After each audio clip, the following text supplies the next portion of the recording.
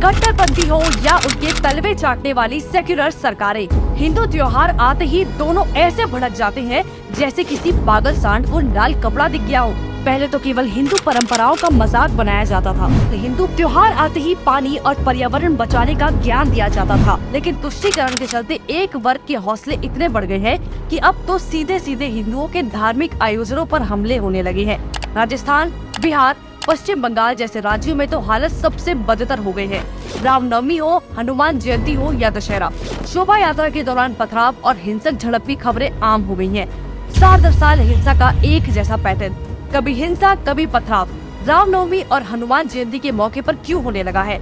हर साल हिंसा का एक सा पैटर्न पूरे देश में देखा जा रहा है। हिंसा का सारा दोष उन लोगों और आयोजकों को दिया जाता है जो रामनवमी और हनुमान जयंती पर झांकी निकालते हैं, जिससे ये धारणा बन जाए कि हिंदू त्योहारों में मनाए जाने वाले उत्सव ही हिंसा का मुख्य कारण है।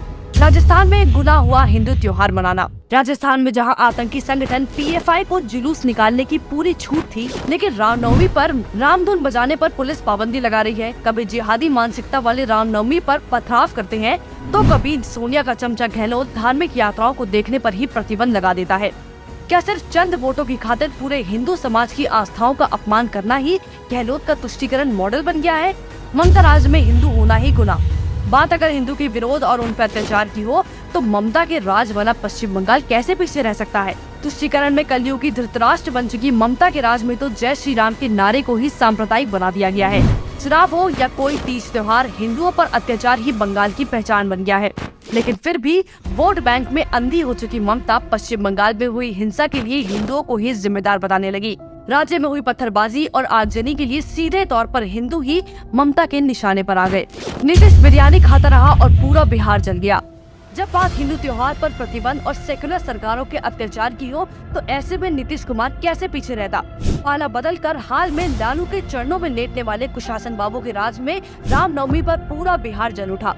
पुलिस के दमन और प्रशासन की एक तरफा कार्रवाई की खबरें आती रही, लेकिन राज्य की चिंता से बेखबर नीतीश बाबू इफ्तारी में बिरयानी की दावत उड़ाते रहे। विदेशी आकाओं के समर्थन से भारत में लगाते हैं आग।